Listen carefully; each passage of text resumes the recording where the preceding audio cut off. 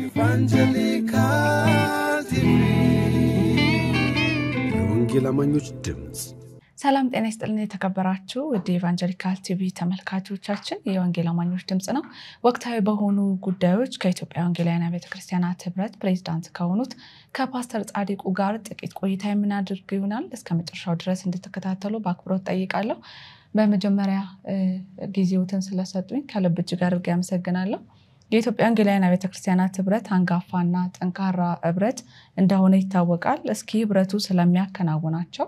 ዋና ተግባራት በተለይም ከመንፈሳዊ አገልግሎት አንፃር ለተመልካቾቻችን ግልጽ ቢያደርጉልን እንግዲህ የኢትዮጵያ ወንጌላውያን ቤተክርስቲያናት የዛሬ 50 ዓመት 9 በሚሆኑ ነባር ቤተ እምነቶች የተመሰረተ ነው በጊዜው ከመሰረታው በፊትም የተለያዩ ውይይቶች ጥናቶች ሲካሄዱ ቆይተዋል በተለይ የመጨረሻው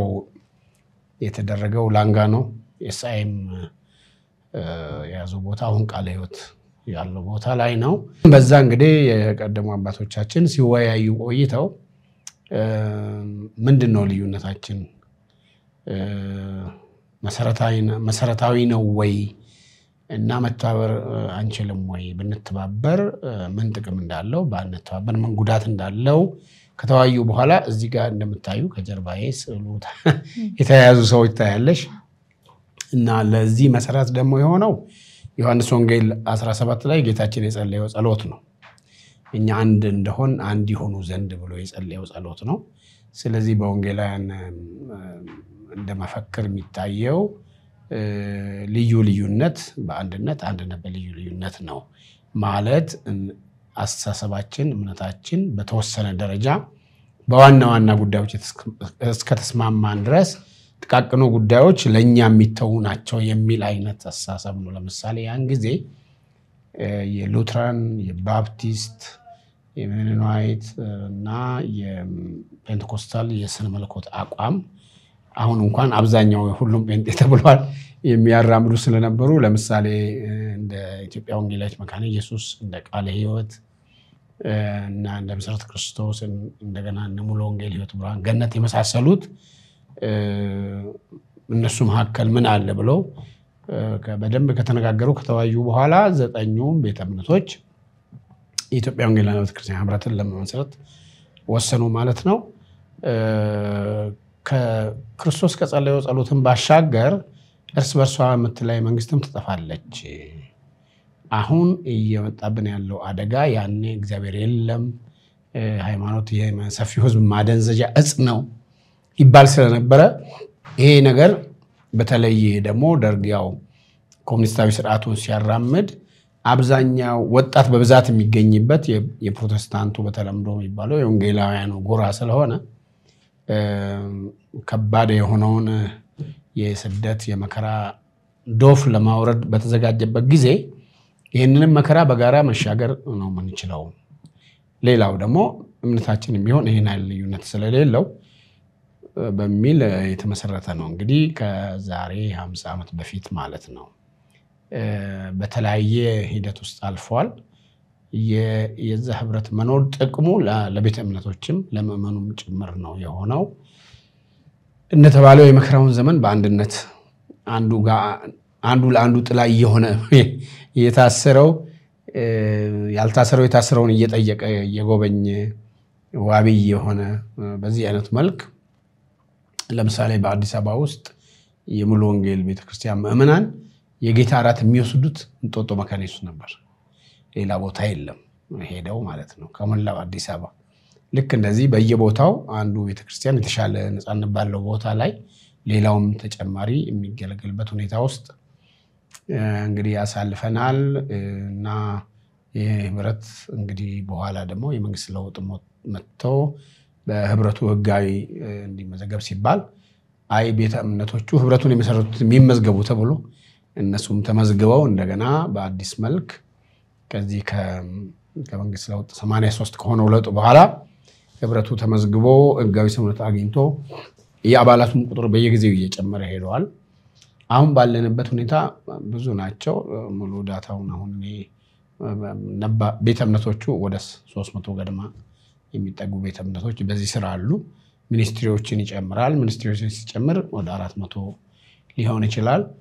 እንደ ኢትዮጵያ ወንጌላውያን ቤተክርስቲያናት እኛ የምናተኩረው የቤተ እምነቶቹን ስራ አንሰራም። እኛ ለምሳሌ የመሪዎችን ስልጠና የመሪዎች ስንል ፓስተሮችን ሁሉንም አይነት አገልግሎት በቤተክርስቲያን ውስጥ የሚያገለግሉትን ሰዎች በተለይ በአመራር ደረጃ የሚያገለግሉትን በአመት አንዴ ፓስተርስ ኮንፈረንስ የሚባላለን። ሌላው በሰላም ላይ በሰቆቃ ፈውስ ላይ እንሰራለን። የሰላምና ፒስ ኤንድ አድቮኬሲ የሚባል ቢሮ አለን። ስለ መልኮታዊ በሆነ መንገድ በዚህ በጾታ መድሎ ላይ ያለ ዕድሜ ጋብቻ እና የመሳሰሉትን ጎጂ ባህላዊ ልማዶችን ከመጽሐፍ ቅዱስ አንፃር የምንቃወም ይሆናል። መልካም አስተዳደርን በተመለከተም እንደዚሁ ማኑዋል አለን። እንደውም ይጠቀሙበታል አንዳንድ የመንግስት አካላት ለሰላም ከመጸለይም ባሻገር ሰላም በጠፋበት ቦታ ሄደን እንደዚሁ የሰላም ስራዎችን እንሰራለን። አሁን በኦሮሚያ በ3 ቦታዎች አሁን ከዛ በላይ ሰፍቷል። በርግጥ ደቡብ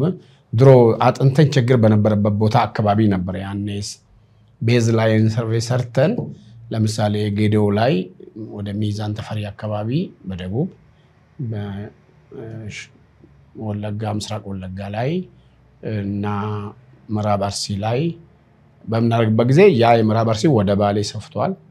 ሌላውም እንደዚሁ አምቦ ድረስ እንደዚህ ያሉትን አካባቢዎች ደግሞ ትግራይም እንደዚሁ በችግሩ ጊዜም ቀደም ብለንም ሄደን የምንችለውን እያደረግን ነው የቆየነው። ስለዚህ የኢትዮጵያ ወንጌላውያን ቤተክርስቲያናት ህብረት በራሱ ቀጥታ የሚሰራቸው ስራዎች አሉ። በቤተ እምነቶቹ በኩል ደግሞ የሚሰራቸው ስራዎች አሉ። እነዛ ሰፊ ናቸው። ለዛ በቂ ሌላ ጊዜ በቂ ዶክመንት ማግኘት ይቻላል። ህብረቱ የካውንስል መስራች አባል ነው። ከአስተምሮ ጋር በተገናኘ ለምሳሌ የስህተት ትምህርቶችን ልምምዶችን አስመልክቶ እንደ ህብረቱ ምን ውሳኔ ያላችሁ? የዘይትና የውሃ ሽያጭ፣ የገስት ሃውስ አገልግሎት፣ መጽሐፍ ቅዱሳዊ ያልሆኑ እጀባ ላይ የህብረቱ ምን አይነት አቋም አለው? እንግዲህ ከዚህ በፊት ህብረቱ ለምሳሌ ያወጣውን ያቋም መግለጫ ዝም ብዬ ላንብብልሽና ማብራሪያውን በኋላ ጥያቄውንም ደግመሽልኝ መመለስ ይችላልው። 32ኛው መደበኛ ጠቅላላ ጉባኤ ላይ ተጠንቶ በቀረበ መልክ የወሰነው አቋም አለ እና እሱን ሙሉውን ሳይሆን ምንድነው የሚለው አቋሙ የኢትዮጵያ ወንጌላውያን ቤተክርስቲያን መሪዎች በህብረቱ 39ኛ መደበኛ ጠቅላላ ጉባኤ ላይ በአስተምሮ ዝንፈቶች፣ መጽሐፍ ቅዱሳዊ ባልሆኑ ልምምዶች እና በሞራል ውድቀቶች ላይ የወጣ የአቋም መግለጫ ይላል። ዝርዝሩን እኛ ማን እንደሆን የሚገልጠው ልተውና በዚህ በአቋም መግለጫ ላይ እኛ እንደ ወንጌላውያን ለምሳሌ ማንቀበላቸውን እዚህ ጋር ግልጽ አድርገናል። ለምሳሌ የኢትዮጵያ ወንጌላውያን ቤተክርስቲያናት ህብረት 32ኛ መደበኛ ጠቅላላ ጉባኤ በአስተምሮ መዛነፎች ላይ መጽሐፍ ቅዱሳዊ ባልሆኑ ልምምዶችና የሞራል ውድቀት ላይ የሞራል ውድቀት ጉዳዮች ላይ የቀረቡትን የጥናት ወረቀቶች ካዳመጠ በኋላ ጉዳዩ እጅግ አሳሳቢ ደረጃ ላይ መድረሱን ከመገንዘባችንም በላይ አፋጣኝ መፍትሄ ካልተሰጠው የክርስትናን መሰረታዊ ይዘት የሚያፋልስ የመንፈሳዊ አንድነታችንን የሚያናጋ የወንጌልን ግስጋሴ የሚገታ ትልቅ አደጋ እንደተጋረጠብን ታይቶናል። በመሆኑ የሚከተለውን ባለ 10 ነጥብ ያቋም መግለጫ አውጥተናል ይላል። አንደኛው እኛ የኢትዮጵያ ወንጌላውያን ቤተክርስቲያን መሪዎች የእምነት ቃል እንቅስቃሴ ተብሎ በሚጠራው የስህተት ትምህርት ላይ ያለን ጽኑ ተቃውሞ እንገልጻለን። አስተምሮው ዝም ብሎ በደፈናው ሳይሆን አስተምሮው ምንድነው የሚለው ሰው መንፈስ ነው፣ ነፍስ አለው፣ በስጋ ውስጥ ይኖራል ማለቱን፣ እኛና አብ አንድ ነን ማለቱን፣ እኛና ክርስቶስ አንድ ነን ማለቱን፣ እኛ ትንሽ አማልክት ነን ማለቱን፣ ክርስቶስ ሰይጥነዋል ማለቱን፣ እኛ ካልፈቀድንለት በስተቀር እግዚአብሔር በምድር ላይ መስራት አይችልም ህገወጥ ይሆናል ማለቱን፣ የኛ እምነት እንደ እግዚአብሔር ያለ እምነት ነው ማለቱን፣ በስጋ የሚሰራ ኃጢያት ችግር የለውም ማለቱን፣ የሚገርመው እሱ ነው። የክርስቶስ የመስቀል ላይ ሞት ለኃጢአት ስርየት በቂ አይደለም ማለቱን እና ሌሎች መሰል ትምህርቶችን አጥብቀን እየተቃወምን እነዚህ አስተምራዊ አቋሞች በእግዚአብሔር ቃል ላይ ከተመሰረተው የወንጌላውያን አስተምሮ አቋሞች የሚቃረንና የማይወክለን መሆኑን እንገልጻለን ይላል። ስለ እምነት ቃል ነው እና ምን ማለት ነው እምነት ቃል የሚለው መሰረታዊ አቋሙን ነው። አሁን ነገሌ ይሄንን ይዞ ማን ምን ያስተምራል የሚለው ማፈተሽ ይቻላል ማለት ነው። በደፈናው የእምነት ቃል ብቻ ብለን እንዳንተው፣ ምክንያቱም እኛም የእምነት ቃል ልንናገር ስለምንችል። ሁለተኛው እኛ ኢትዮጵያ ወንጌላውያን ቤተክርስቲያን መሪዎች የብልጽግና ወንጌል ተብሎ በሚጠራው የንፋቄ የስተት ትምህርት ላይ ያለን ጽኑ ተቃውሞ እንገልጻለን። አስተምሮ ምንድነው የሚለው አማኞች ፈጽሞ ሊታመሙ አይችሉም ማለቱን፣ አማኞች ፍጹም ሊደዩ አይችሉም ማለቱን፣ ሰዎች የሚታመሙት ሆነ የሚደዩት ከእምነት እጦት የተነሳ ነው ማለቱን፣ ከአንደበታችን የሚወጣው ቃል ልክ እንደ እግዚአብሔር ቃል የመፍጠርና የማድረግ ጉልበት አለው ማለቱን እና የክርስቶስን መስቀል ምሳሌያዊ ጥሪ አንቀበልም ማለቱን እና መሰል ትምህርቱን አጥብቀን እየተቃወምን እነዚህ አስተምራዊ አቋሞች በእግዚአብሔር ቃል ላይ በተመሰረተው የወንጌላውያን አስተምሮች ጋር ፍጹም የሚቃረንና እኛን የማይወክለን መሆኑን እንገልጻለን ይላል። 3 እኛ የኢትዮጵያ ወንጌላውያን ቤተክርስቲያን መሪዎች የመጽሐፍ ቅዱስን ፍጹም ባለስልጣንነት በቃልም ሆነ በተግባር የማይቀበሉትን ቅዱሳት መጻሕፍትን በሙላት የማይቀበሉትን የክርስቶስ ፍጹም ሰውነት እና መለኮታዊነት በማይነጣጠል በማይከፋፈልና በማይለዋወጥ አንድነት መኖሩን የሚክዱና የሚበርዙ ትምህርቶችን በስጦታዎች ላይ መበላለጥን የሎሌነትን መንፈስ የሚጻረር የግለሰብ ግነትን ወይም ማዕከላዊነትን እንዲሁም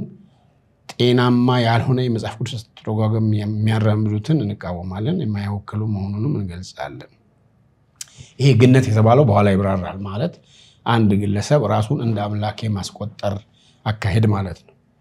እኛ ኢትዮጵያ ወንጌላውያን ቤተክርስቲያን መሪዎች በዚህ የአቋም መግለጫ መግቢያ ላይ በግልጽ እንደተቀመጠው የመንፈስ ቅዱስ ስጦታዎች በዚህም ዘመን መስራታቸውን የምናምንና ይሄ እንደዚህ ሲባል ብዙ ጊዜ የመንፈስ ቅዱስን ተቃውማላችሁ የሚባለው ከነሱ በፊት ነው የምናውቀው፣ ከነሱ በፊት ነው በእኛ ውስጥ ያደረው። እስከ ዛሬም በህይወታችን የእግዚአብሔር መንፈስ ጸጋ ስጦታ እንደየ ተሰጧችን የሚገለጥ ነው። ስለዚህ የመንፈስ ቅዱስ ስጦታን እንቀበል። በዚህ ዘመንም የእግዚአብሔር መንፈስ በመናን ማከለ የተለያዩ ስጦታን የሚሰጥ መሆኑን የምንቀበል ቢሆንም ይሄ ምንም ጥያቄ የለውም። በአንጻሩ ግን በመንፈስ ቅዱስ ስጦታዎች ስም የሚደረጉ ማጭበርበሮችን፣ ስጦታዎችን የገንዘብ ማግኛ መንገድ ማድረግን፣ የተለያዩ ቁሳቁሶችን ማለትም እንደ ዘይት፣ ጨው፣ ውሃ፣ ጨርቅ፣ አፈር ወዘተ የተጸለየባቸው ናቸው በሚል ለሽያጭ ማቅረብን፣ ለጸሎት የሚመጣ ጥያቄን በገንዘብ መደራደርን፣ ይሄ ገስታውስን ጭምር የሚያጠቃልል ነው እና የመሳሰሉትን ማጭበርበሮች አጥብቀን እየተቃወምን እነዚህ ልምምዶች ከኛ ከወንጌላውያን ክርስትና አማኞች ጋር ፍጹም የሚቃረኑና የማይወክሉን መሆኑን እንገልጻለን። በተጨማሪም በሃይማኖት ስም የሚደረጉ ማናቸውም አይነት ማጭበርበሮች በሚመለከት ለሚነሱ ህጋዊ ክሶች የኢትዮጵያ ወንጌላውያን ቤተክርስቲያናት ምንም አይነት ሽፋንም ሆነ ከለላ የማይሰጥ መሆኑን እናሳውቃለን። ማለት በዚህ ምክንያት ሰዎች ቢጠየቁ መጠየቅ አለባቸው እንጂ የኛ ናቸው ብለን ድጋፍ አንሰጥም ነው። እኛ የኢትዮጵያ ወንጌላውያን ቤተክርስቲያን መሪዎች ጌታ ኢየሱስ ክርስቶስ አዳኝ መሆኑን አምኖ የተቀበልና የመንፈስ ቅዱስ ማደሪያ የሆነ አማኝ ሁሉ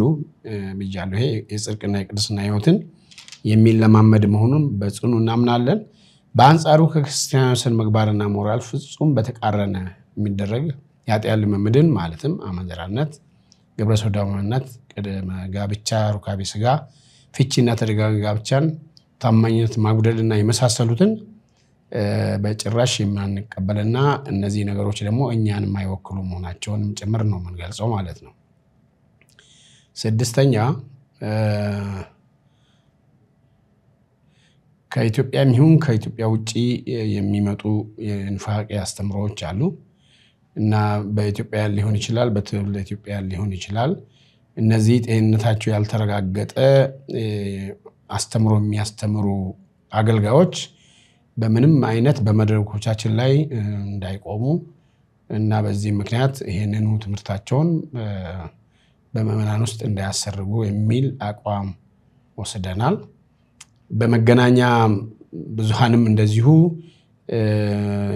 እኛ የኢትዮጵያ ወንጌላውያን ቤተክርስቲያን መሪዎች በርካታ የንፋቅና ስህተት ትምህርቶች መጽሐፍ ቅዱሳዊ ልምዶችና ሞራላዊ መሰረቶችን የሚያናጉ ሐሳቦች ከሚተላለፉባቸው መንገዶች ዋነኞቹ የብዙሃን መገናኛ ናቸው። ይሄ ሶሻል ሚዲያን የሚጨምር ነው።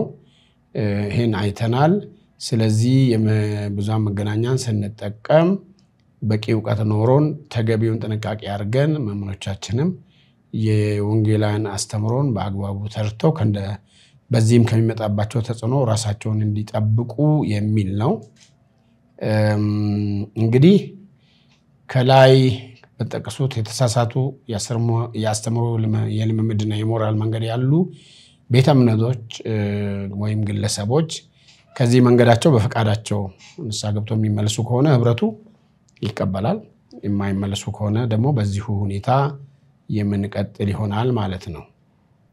እንግዲህ አሁን በደረስንበት አቋም አፋጣኝ መፍትሄ እንደሚያስፈልገው ይህንኑ ጉዳይ ደግሞ እየተከታተልን እያጠናን የሚመለሱት በተገቢ መንገድ ተገስጸው ሊመለሱ ይችላሉ። ለማይመለሱት ደግሞ እኛ መድረካችንንም አንሰጥም። ህዝቡም ደግሞ ይሄን እንዲያቅ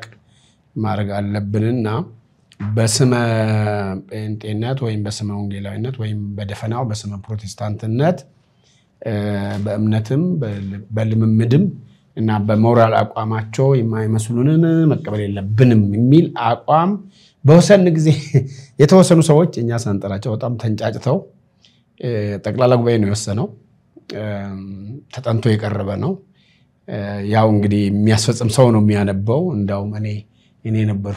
ነበርኩት እነሱም የራሳቸው መግለጫ የሰጡ ሰዎች ነበሩ። ዶክመንቱም ሁሉ ነገር አለ። ግን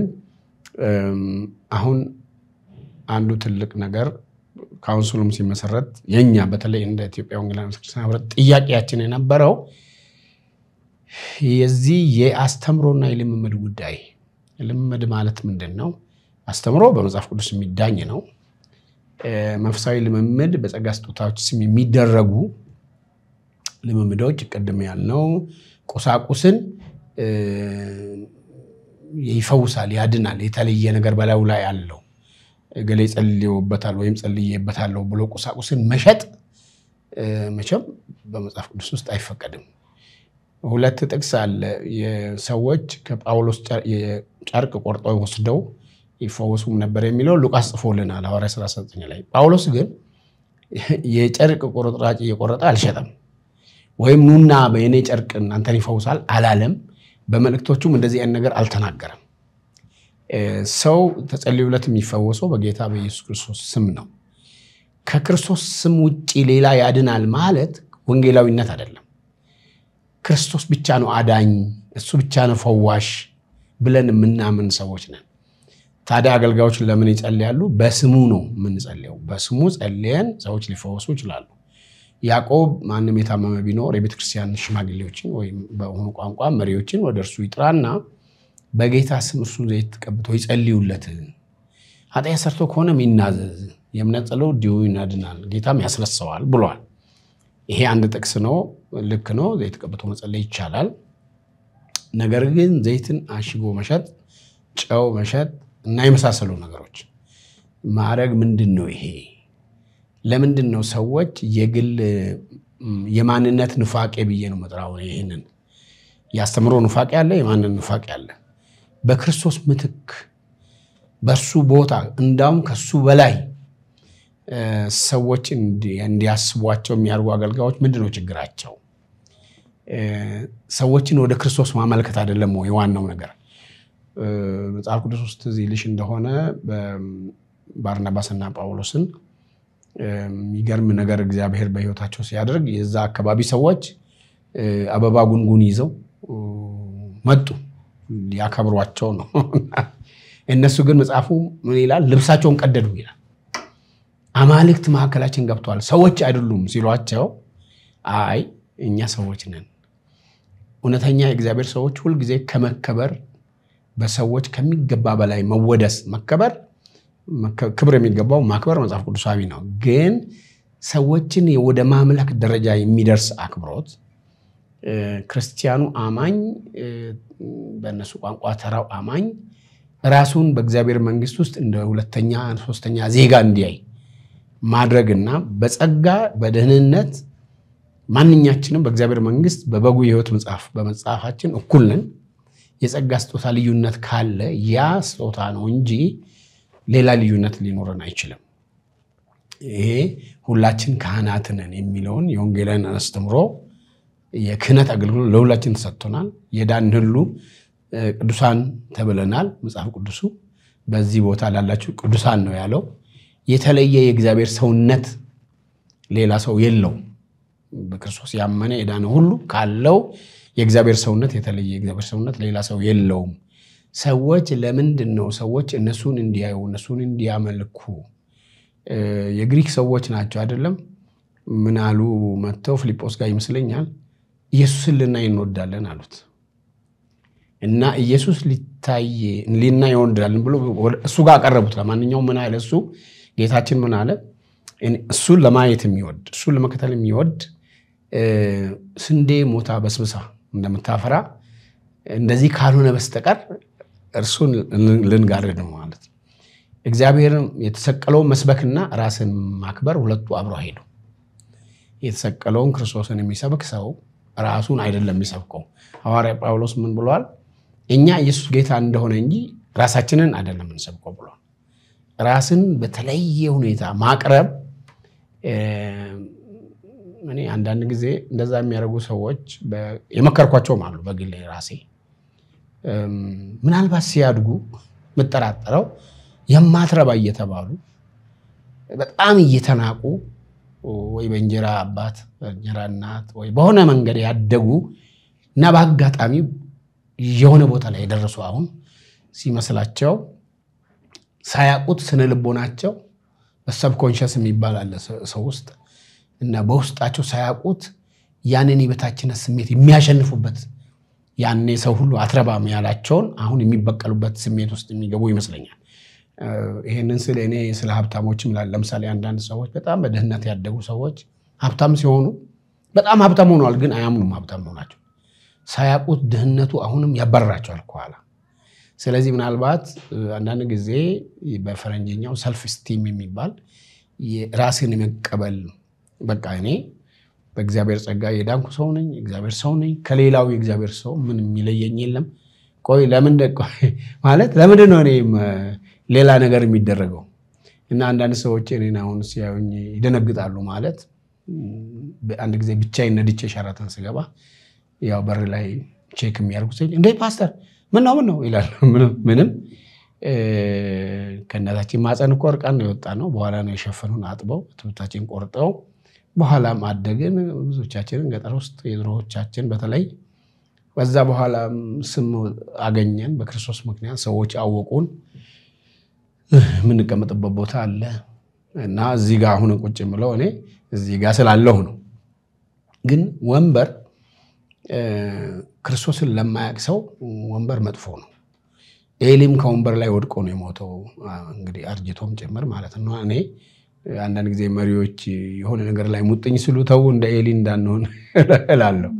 ስለዚህ በአጭሩ ምን ለምንድነው ራሳችንን ያምልኮ ማዕከል ምናረጋው ለምንድነው አንድ ሰው አንድ አገልጋይ ቤተክርስቲያኑ ላይ ለምን ፎቶ ነው ይለጥፋል እሱን ለማምለክ ነው ሰው የሚመጣው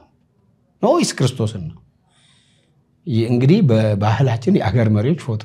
ይለጥፋል እና ምን ለማለት ነው እዚህ ጋር እኔ ነኝ ነው ይሄ ባህል የመጣው በነገራችን ላይ ከናይጄሪያ ከጋና ከዚህ ከአፍሪካ ሀገሮች እና ከአሜሪካ ነው በአሜሪካን ከዚህ በፊት እንዲህ አይነት ነገር የሚያደርጉ ሰዎች ብዙ ከባድ ውርደት ደርሷል በእነሱ ምክንያት ቤተክርስቲያን ተሸማቃለች አንዳንዶቹ ፍርድ ቤት ቀርበው ቆሞ ይወደቁ አሉ የፐብሊክ መኒ ይባላል በአሜሪካ ነገር የህዝብ ገንዘብን አቢዩዝ ሲያደርጉ የማይሆን ነገር ውስጥ ሲገቡ ሰዎች ሲታቻቸው ብዙ ፍሬ ስላለኝ ነው የሚነቅፉኝ እኔ ባለ ፍሬ ስለሆንኩ ነው እንጂ ቀንተው ነው ምናምን እያሉ በኋላ እጅ ከፍንጅ ሲያዙ ደግሞ ያው ምን ማድረግ ይቻላል። እና ከዚህ በፊት የሆነ ኢንተርቪው ላይ ተናግሬ ያለሁና በ77 ዓመተ ምህረት አካባቢ በአሜሪካ ነገር ትልልቅ የሚባሉ አገልጋዮች ጉድ ሆኑ ወደቁ። በሴክሹዋል ኢሞራሊቲ የሚባለው ኃጢአት ወደቁ። ራሳቸውን እንደ አማልክት የሚቆጥሩ አንዱ ጥጋበኛ ጄት አለው የራሱ ጄትና ለምን ነው ማትሄደው በፓብሊክ ሲሉት ብዙ አጋንንቶች ስላሉ ነው ይላል። ማለት እንዲህ አይነት ቲቢት እንዲህ አይነት ሁኔታ በተደጋጋሚ ቲቢት ያው ውድቀትን ስለምትቀድም እንደዚህ አይነት የሆኑ ሰዎች በተደጋጋሚ ተዋርደዋል።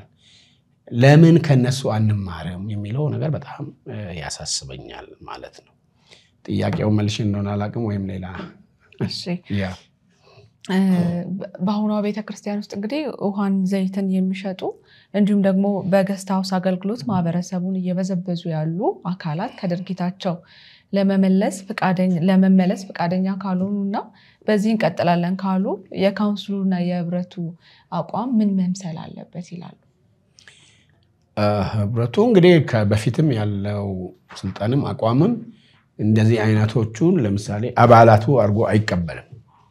ስለዚህ በየህብረቱ አባል በሆኑ አካላት ሁሉ ዘንድ እነዚህ አይነቶቹ ሰዎች በእኛ መድረኮች እንዳይጠቀሙ የህብረቱ የትኛውም ደረጃ ያለ የኛ አመራርም ደግሞ በስመ ኮንፈረንስ ለምሳሌ ህዝብን ሰብስበው ለዚህ አይነት በዘዛ እንዳይጋለጥ ከዚህ በፊት መመሪያ ተላልፈዋል። አሁንም አስፈላጊ ከሆነ ይደረጋል።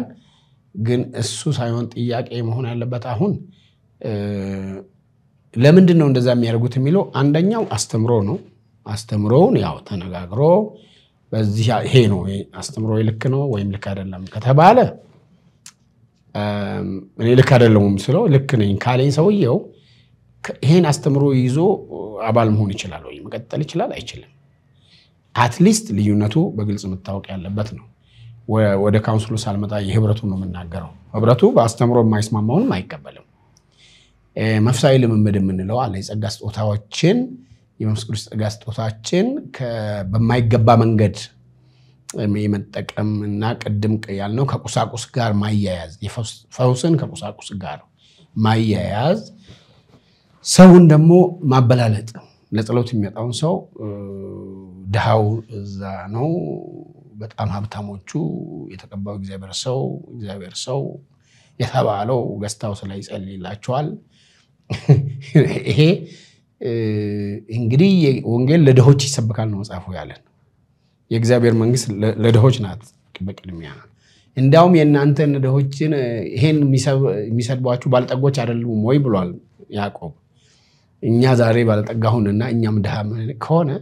የተጠራነው ድሆችን ከድህነታቸው በሁለንተናዊ መልክ እንዲወጡ ለማድረግ ነው። በአካል በአእምሮ በስሜት በመንፈስ ተፈውሰው ሰርተው እግዚአብሔር ደግሞ ስራቸውን ባርኮላቸው ብዙ ድሃ የነበሩ ሰዎች እግዚአብሔር በወንጌል ምክንያት ከመጠጡ ከስካሩ ከከባድ ውርደት ከወንጀለኝነት ወጥተው ዛሬ ትልልቅ ሰዎች የሆኑ ሰዎችን እናውቃለን። ወንጌል እንዲህ ነው የሚያደርገው። ግለሰብን ህብረተሰብን የሚለውጥ ነው እውነተኛው ወንጌል። በኢትዮጵያ ምድርም ወንጌል እውነተኛው ወንጌል የተሰበከባቸውን አካባቢዎች ካየሽ አሁንም ቢሆን በኢኮኖሚም በማህበራዊ ኑሮም የድሮውን ያህል ባይሆንም ብዙ ለውጥ ስላለ አንደኛ የኢትዮጵያ ወንጌላውያን ቤተክርስቲያናትን በተመለከተ እኛ ጸጋ ስጦታ መነገጃ መሆን የለበትም። ቢዝነስ መሆን የለበትም። መነገድ የሚፈልግ ሰው አገሪቷ የንግድ ፍቃድ አለ። የንግድ ፍቃድ መሰረት መነገድ ይችላል ነው። ግን እሱ እንግዲህ ይሄም በአገሪቷም ይፈቀዳል ወይ ማለት ድሮ ስንቀመው የነበረው ነገር በተዘዋዋሪ መልሰን እናረክ ከሆነ እንደ ወንጌላውያን እኛ ቁሳቁስ አይደለም የሚፈወሰው ክርስቶስ ነው የሚፈወሰው ብለን ነው የምናምነው። ስለዚህ ዘይት አይደለም የሚፈወሰኝ ስሙ ነው የሚፈወሰኝ። ከክርስቶስ አይኔን የሚያነሳ ክርስቶስን ሳይሆን ቁሳቁስን ላይ እንድመሰረት ቁሳቁስ ላይ ኢቭን መጽሐፍ ቅዱስን ለምሳሌ ተንትረሶ የሚተኛ ሰው ለምን ነው ተንትረሶ የሚተኛ? አንብበው እና መጽሐፍ ቅዱስን ራሱ ማምለክ አይፈቀድም። መጽሐፍ ቅዱስ ውስጥ ያለውን የእግዚአብሔር እውነት ነው እንጂ መቀበልና መኖር ያለብኝ ይሄ አሁን በቀለም የተጻፈው መጽሐፍ እሱን ራሱ አላመልከውም እኔ ውስጡ ያለው ቃል ነው የተቀደሰው እንጂ ከቨሩ ወረቀቱ አይደለም ምን ለማለት ነው ይሄን በሚልበት ጊዜ ሚስ አንደርስታንድ እንዳለ ደረግ እምነትን በክርስቶስ ላይ ማረግ እንጂ እምነትን በእጅ አዙር እምነትን በቁሳቁስ ላይ በግለሰቦች ላይ ምናረክ ከሆነ እውነተኛ የክርስቶስ ደቀ መዛሙርት አይደለንም ማለት ነው ስለዚህ አሁን ዘይት ጨው ምናምን ብቻ ሳይሆን ማንኛውም በፈውስ ስጦታ ስም መንፈሳዊ ጸጋንና ስጦታን ታገኛለህ ይሄን ከኔ በትገዛ እኔ ጸለይኩበት ነው ማለት እኮ ምን ሌላ ቤት ድሮ የነበረ ማለት እኮ ነው በቃ ይሄው ነው ወንጌላዊ ሊያሰኝ አይችልም ቢያንስ ወንጌላዊ አይደለም ማለት እና መንፈሳዊ ልምዶች ከእግዚአብሔር ቃል ርቀው ከመንፈስ ቅዱስ ባህሪ ርቀው ምክንያቱም እሱ ቅዱስ ነውና ከቅድስና እጅግ ርቀው ወደ አልተገባ ነገር ከሄዱ ይሄ ሌላ ቨርሽን ያለው አስተምሮ ስለሆነ በአስተምሮም ልምምድም በጸጋ ስጦታ ስምም የሚደረጉ ከእግዚአብሔር መሰረታዊ ከእግዚአብሔር ቃል ከሱ ባህሪ ከመንፈስ ቅዱስ ስጦታ ከሱ ባህሪ ውጪ የሆኑ ተግባራትን እኛ አንቀበልም ማለት ነው ስለዚህ ወደ ካውንስሉ ስንመጣ እንግዲህ ኢትዮጵያ ወንጌላውያን ቤተክርስቲያናት በፊትም እነዚህን ጥያቄዎች ሲያነሳ ነው የቆየው በኋላ ግን አይ እንግዲህ እንመክራለን አልተመከርንም አልታረምንም አልተገሰጽንም ሲባል በኋላ እኛም ደግሞ አይ የሰን ምግባር መመሪያ ማለት 7 አማም ተባለ ሰዎቹ አምኖ ፈርመዋል ሲባል እሺ እናያለን በተግባር የምናየው ነው እንግዲህ ወደ አንድ ጉዳይ ሲገባ ሰው አንድ ነገር አምኛለሁ ብዬ ከተቀበልኩ አምኛለሁ ብዬ ለተቀበልኩት ስርዓት መገዛት ግዴታዬ ነው በኔ ለምሳሌ መኖሪያ ቤት ከ2 ሰዓት በላይ ውጪ ማምሸት አይቻልም 2 ሰዓት ሰው ሁሉ ወደ ቤት መግባት አለበት የሚል ገኔ ባወጣ ከዛ በኋላ የሚመጣ ሰው እንግዲህ ኮንሲኩዌንስ አለው ማለት ነው እና አንድ ወንድማማቾች ነበር አንዱ ክርስቲያን አንዱ ደግሞ ድሮ ኢሃፓ ነበር ያጨሰለካ እና ወንድምየው ያው እንዳይሞት ወደዛ ተልኮ ነበርና ምን አለ አንደኛ እዚህ ግቢ ውስጥ ማጨስ አትችልም አለው እኔ ግቢ ውስጥ ቤት ውስጥም ግቢ ውስጥም አትችልም ሁለተኛ ከ2 ሰዓት በላይ አታመሽም ውጪ ህግ ካላከበርክ ያው እንግዲህ ችግር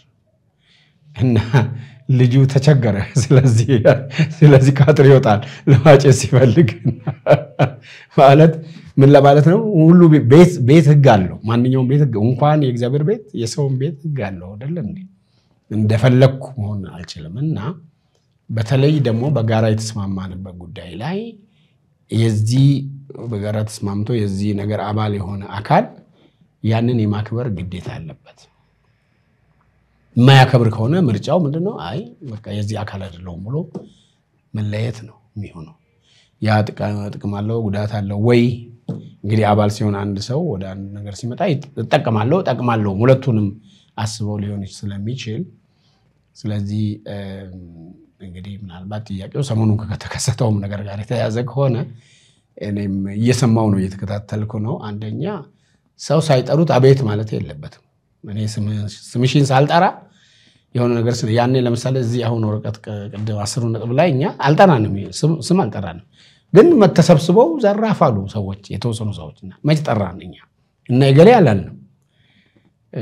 ግን ነገሌ ሳንል መልኩን ስንገልጥ እውነት ነው ተገለጡ ማለት ነው እና አንዳንድ ጊዜ ሰው ሳይጠራም ገብቶ አንዳንድ ነገር ላይ መግባት ጥሩም ላይሆን ይችላል በስሜትም በእልህም በቁጣም አንዳንድ ነገር መናገርም ያጸጽታል በኋላ ጥሩ አይደለም ምክንያቱም አሁን ሶሻል ሚዲያው በእምነት ቤተሰብ ውስጥ ላለን ብቻ አይደለም ለሁሉ የተጋለጠ ስለሆነ ምን አይነት ስነ ምግባር ነው ያለንኛ ያንድ ሰው ማንነቱ የሚታወቀው ሲጨመቅ ነው ይባላል ሰው ጁስ እንግዲህ ጁስ የሚሆነው ብርቱካን መሆኑን የሚታወቀው ሲጨመቅ አይደል ብርቱካን የሚወጣው እና ስለዚህ አንዳንድ ጊዜ ውስጣችን ምን እንዳለ ስንነካ የሆነ ነገር ሲጨምቀን ሲነካካን ነው የምንገልጠውና ያን ጊዜ በጣም ጥንቃቄ ማድረግ ስሜትን መግዛት ራስን መግዛት ስተት ነው ከተባለም ስተት የሆነበት ምክንያት ገልጾ የሚመለከተውን አካል መጠየቅ ይቻላል ለምሳሌ ያየሁት ያለው ነገር ስላለ ነው ይሄ ልክ አይደለም አንድ ሰው ነው እንደዚህ ያደረገው እገሌ ነው ከማለት ስትራክቸር አለ መዋቅር አለ ቦርድ አለ ስራ አስፈጻሚ አለ ፕሬዝዳንት አለ ምክትል ፕሬዝዳንቶች አሉ መጠየቅ ይቻላል እንዲህ አይነት ነገር አባል ኮንኮኔ እንዲህ አይነት ደርሶብኛል ይሄን ያደረሰብኝ እንደዚህ ይመስለኛል እኔ አላጠፋውም ካልኩ ጥያቄ ያቀርባለሁ ማለት ነው ለሚመለከተው አካል ያ አካል ደግሞ አይቶ አይ አጥፍታል ካለኝ ደግሞ እቀበላለሁ ለምን ስመርጣቸው ወይም ያ አካል ሲሾም ተስማምቻለሁ ለዛ እንዲያስተዳድር በመዋቅሩ ኃላፊነት ላይ የተሰጣቸው ሰዎች ሲሰጣቸው እኔም ነበርኩ ማለት ነው ለምሳሌ እኛ ካውንስሉ ጋር ችግር በነበር ጊዜ ፕሬዝዳንቱንም አንቀበልም አልመረጥንም ስንል ነበር በኋላ በእርቅ ድርድር አድርገን እሺ በቃ ብለን ስንቀበል እነ ዶክተር ጣሰውን አሁን የፕሬዝዳንት ነውና ፕሬዝዳንት ብዬ መጥራት ጀመርኩ ድሮ አልጠራም ለምን አባላ ዞርበል ብዬ ምን ለማለት ነው አንዳንድ ጊዜ ከተቀበል መቀበል ነው ሁለት ቦታ መርገጥ አይቻልም ማለት ነው አንድ መዋቅር ስትራክቸር ወይም አንድ ለምሳሌ ካውንስል የሚባል አለ አሁን እንግዲህ ካውንስል ውስጥ ብዙ አይነት ነን ያለነው በአስተምሮ መለመድም ብዙ አለ ግን በጋራ ሊያስማማን ይችላል የተባለው ሁላችንም እውነት ተቀበለን ከሆነ ከልብ ተቀበለን ከሆነ ያንን የማክበር ግዴታ አለብን ማለት ነው በዛ የምታዘዝ ግዴታ አለብን ማክበርም ማስከበርም ግዴታ አለብን ካውንስሉ አሁን የጀመረውን እርምጃ ከማስቀጠል አንፃር ምን ምክር አሉት እየወሰዳቸው ያለው እርምጃ አለ እንደሚታወቀው ካውንስሉ ይሄንን እርምጃ ከማስቀጠል አንፃር እርሱ ምን ይመክራሉ አዎ ማለት እንግዲህ አንዱ አሁን ሰሞኑን ችግር የተነሳው መታጀብና ቁሳቁስ መሸጥ ላይ ነው ቀደሙ የታጀቡ አሉ እናቃለን ፎቶ መስቀልም አንዱ ነው ማለት መታረም አለብን ከእንደዚህ አይነት ነገሮች መታረም አለብንና በመጀመሪያ ደረጃ ምንድነው የተስማማ ነው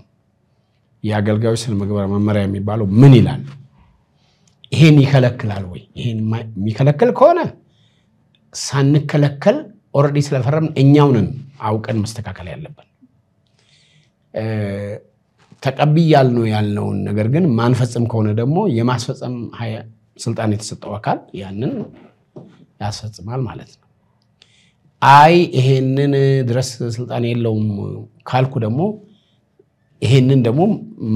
አቤቱታ ማቀርብበት አካል ይኖረኛል ግን አይ ቲንክ አሁን በጣም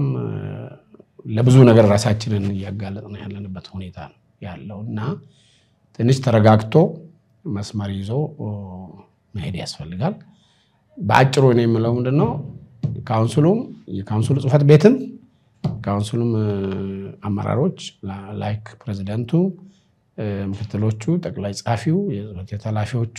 የዘርፍ የመፍሳይ ዘርፍና የውጭ ግንኙነት ኃላፊዎቹ የመሳሰሉት ያው አገልግሎት ስላለው ስትራክቸሩን ስለማቀው ሁሉም ስራውን መስራት አለበት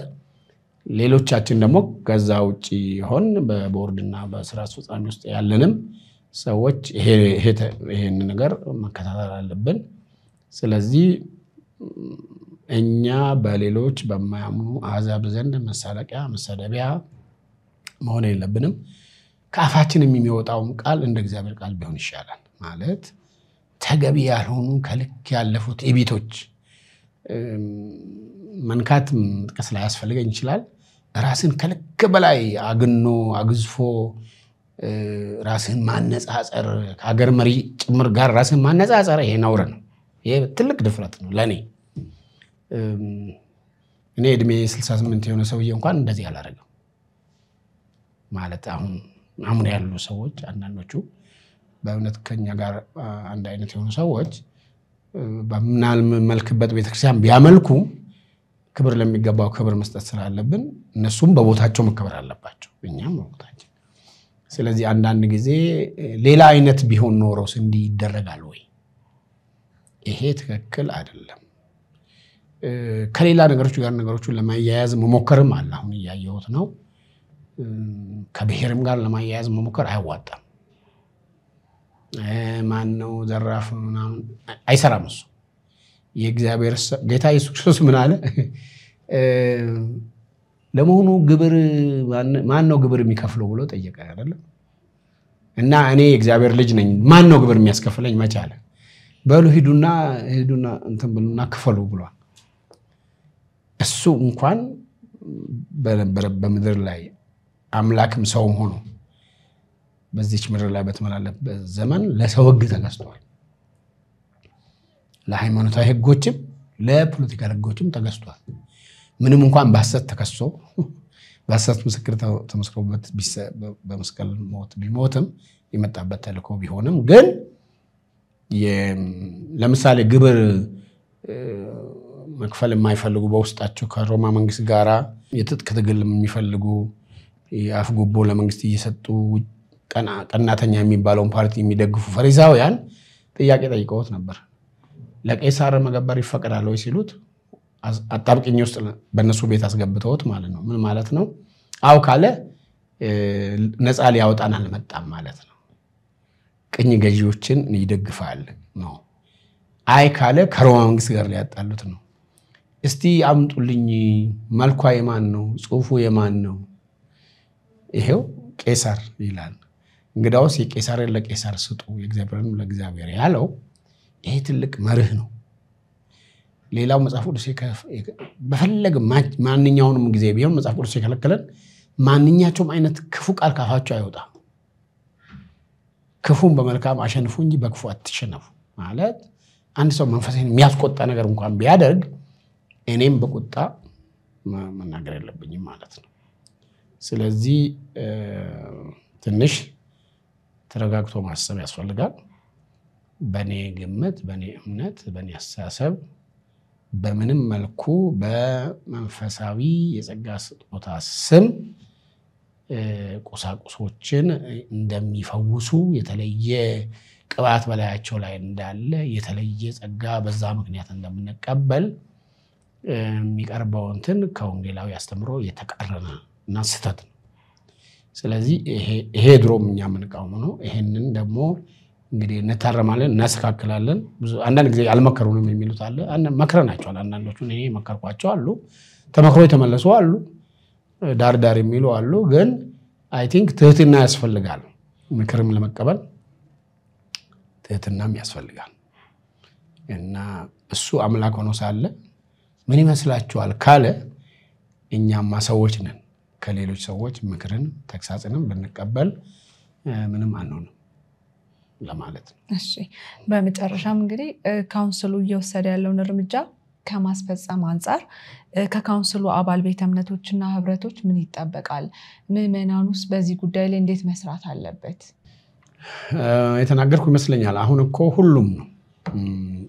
ያንን በጋራ የተስማማንበትን የማክበር ግዴታ አለብን በህግ ደግሞ ይሄንን እንዲመራ የተሰጠው አካልም ማስከበር አለበት የምንጠይቀው ካላስከበረ ነው እኛ እንደ ኢትዮጵያ ወንጌላውያን ክርስቲያናት ከመጀመሪያው ነው አቋማችን ግልጽ ነው አሁንም ይሄ በ32ኛ ጠቅላላ ጉባኤ የተወሰነ ውሳኔ ጊዜው ስለቆየ የረሱ ካሉ እንደገና ይሄው እንዲታወቅ እና የምእመናን ለተለያየ ነገር እንዳይጋለጡ ለምሳሌ መድኃኒት ተከልክሎ እኮ የሞቱ ሰዎች አሉ ሳይፈውሱ ተፈውሳል ተብለው ይሄ እኮ የቆየ ነው ይሄን ገስተ ብትሄድ ቤት ይበራል ተብሎ እንደሰማሁት ወደ ደቡብ ኢትዮጵያ ቤቱ የተቃጠለበት ሰው አለ ሻማ ለኩሶ መሰለኝ እነዚህ አይነት ሰውም ለምንድን ነው አምላኩን የማያመልከው ለምን ወደ ቁስ ያዛው ለምን ሰው ማምለክ ሰዎች እንዲመለኩ ስለምን ይፈልጋሉ ይሄ ነውር ነው እና ስለዚህ ለመመለክ መፈለግ ጥሩ አይደለም ሰውንም ማምለክ የተከለከለ ነው ይሄ መልአኩ እንኳን ራእይ ላሳየው ዮሐንስ በግንባ ሊወድቅለት ሲል ተው እኔ ካንተ ጋር የእግዚአብሔር ባሪያ ነኝ ለሱ ስገድ ብሎ መልአኩ እንኳን አምልኮ ተቃውሟል ስግደት ተቃውሟል ይሄ ወደ ማምለክ የቀረበ አክብሮት ተገቢነት የለው ሰው አይከባበር ይሰዳደብ ይናናቅ አላልንምኛ ግን ወደ አምልኮ የቀረቡ አክብሮቶች ከፍራት የሚመነጩ አክብሮቶች ከበታችነት ስሜት የሚመነጩ አክብሮቶች ተገቢ አይደሉም አንዳንድ ሰዎችም ምናልባት ይሄን የሚፈልጉት ኢዲያሚን ዳዳ የዩጋንዳው ፕሬዝዳንት መሰለኝ እና በእንግሊዝ ቅኝ ግዛት ስር ነበሩ ነፃ ሲወጣ ተናዷል መሰለኝ አልጋ አሰርቶ ከላይ ቁጭ ብሎ 4 እንግሊዞችን ከፊትና ከኋላ እንደዚህ ይዞ እንዲሸከሙት አድርጓል። ይሄ መቼም ይሄው ተበቀልኳችሁ፣ ትናንት ገዛችሁን ዛሬ ተበቀልኩ። ይሄ ከበታችነት ስሜት የሚመነጭም ሊሆን ይችላል። በአንድ በኩል ትናንት አባ ከና የሚለኝ የለም፣ ዞር ብሎ የሚያየኝ የለም፣ ማን እንደሆንኩ የሚያቀኝ የለም፣ አሁን ግን ጌታ ይሄውና እንዲያርጎኛል ምናምን ብሎ ከልክ በላይ እሱን ሸፍኖ ለመታየት መሞከር ጉልበቴ ብርታቴ ይሄን አረገልኝ ላለው ለናቡከደነፆርም አልሆነም። አንተ አምላክ ነህ ሲሉ ለእግዚአብሔር ክብር ላልሰጠውም ለሄሮድስም አልሆነም። ስለዚህ የእግዚአብሔር ሰዎች ባህሪ ሙሴ በምድር ከነበሩት ሁሉ ትሁት ነው ይላል መጽሐፍ ቅዱስ። ማን አንተ ሲሉትም እኮ እስቲ በቃ እግዚአብሔር ይለይ ነው ያለው እንጂ ማናችሁ እኔ ማን ነው የምትሉኝ ቀይ ባህርን የከፈልኩ ምናምን አላለም። ስለዚህ አይ ቲንክ እድሜም ሊኖር ይችላል፣ የሙሳይ ልምምድ እጥረት ሊኖር ይችላል። ግን ተረጋግተን ወደ እውነተኛው አምላክ ብንመለስ በጣም ጥሩ ነው። ወንጌላውያን አማኞችም ደግሞ ወንጌላውያን ይሁኑ፣ ሰውን ማምለክ ይተው፣ ከአንድ ቦታ ወደ ሌላ ቦታ ማራሯጥን ያቁሙ። ተረጋግተው በየአጥቢያ ቤተክርስቲያናቸው እግዚአብሔርን አምልከው የክርስቶስ ደቀ መዛሙርት ይሁኑ፣ የሰዎች ሳይሆኑ እውነተኛ የክርስቶስ ተከታዮች እንዲሆኑ የኔ ምክርም ጸሎትም ነው። ይሄን ለማድረግ ደግሞ የምንችለውን ሁሉ በማስተማርም በሌላም ነገር እንፈጽማለን ብዬ አስባለሁ። እሺ፣ በጣም ከልብ እጅግ አድርጌ አመሰግናለሁ በድጋሚ ስለሰጡኝ ጊዜ። የተከበራችሁ ተመልካቾቻችን ከኢትዮጵያ ወንጌላውያን አብያተ ክርስቲያናት ህብረት ፕሬዝዳንት ከሆኑት ከፓስተር ጻድቁ አብዱ ጋር ያደረግነው ቆይታ ይህንን ይመስል ነበር። አብራችሁ ቆይታ ያደረኩት ቤተልሔም ደረጀ ነኝ ከቀሪ ኢቫንጀሊካል ፕሮግራሞች ጋር መልካም ቆይታ። ኢቫንጀሊካል ቲቪ የወንጌል አማኞች ድምጽ